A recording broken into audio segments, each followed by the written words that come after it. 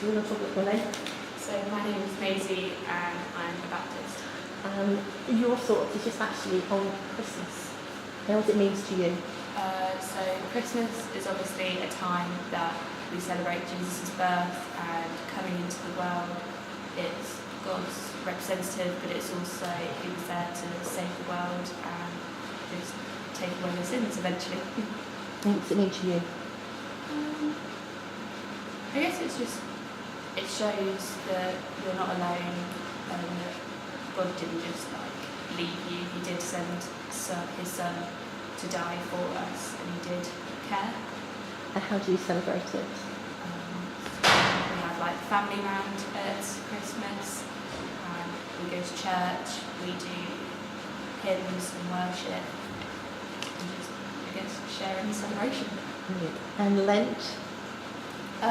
Lent sort of varies, so sometimes you might give something up, a bit like Jesus did, so I've done years where I've given up chocolate for the time to try that, but sometimes it can also be taking on things such as helping about more around the house or doing something for others that maybe you tend not to do so much throughout the rest of the year.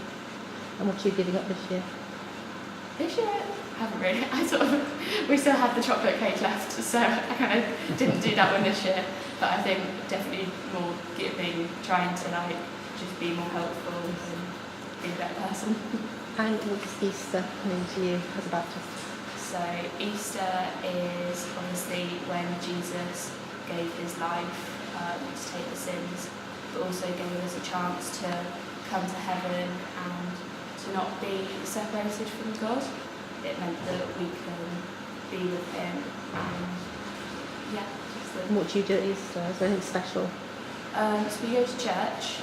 Sometimes there are parades where there's the donkey and you do the walk around the village and the child gets to ride on the donkey to sort of symbolise the whole Jesus when He walked through all the parades, etc. And then sort of the Easter eggs, which obviously also symbolise the new life and the new hope. Fantastic. Right. Okay. Baptism is obviously different for you. How? So obviously we don't have confirmation.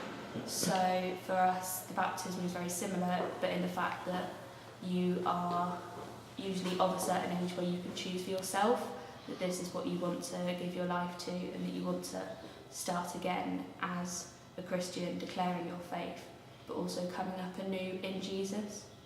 And will it be, what kind of ceremony will it be? So often people wear white, but sometimes now that tends not to be the case. But it's where you'll either be in a pool, or occasionally it can be in a nearby lake or river, depending on what you have access to. And readings are done and people declare their testimonies, and then obviously they have the full body immersion. Wedding, are your weddings any different within the Baptist faith? I guess obviously they tend to happen in a Baptist church as such, so they're not always in the cathedral or sort of physical where they take place. But I think very similar in the fact that we have Bible readings and obviously all the promises to God in the vows. But relatively, I'd say they're quite similar. As a Baptist, do you have confirmation as a Baptist to the church?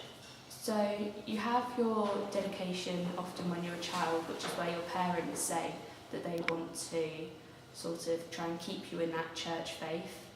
But then as a baptism itself, when you're older, that sort of, it's more just saying that you want to believe in Jesus more than Baptists sort of itself, but you can join as a member to be really part of that church and that community.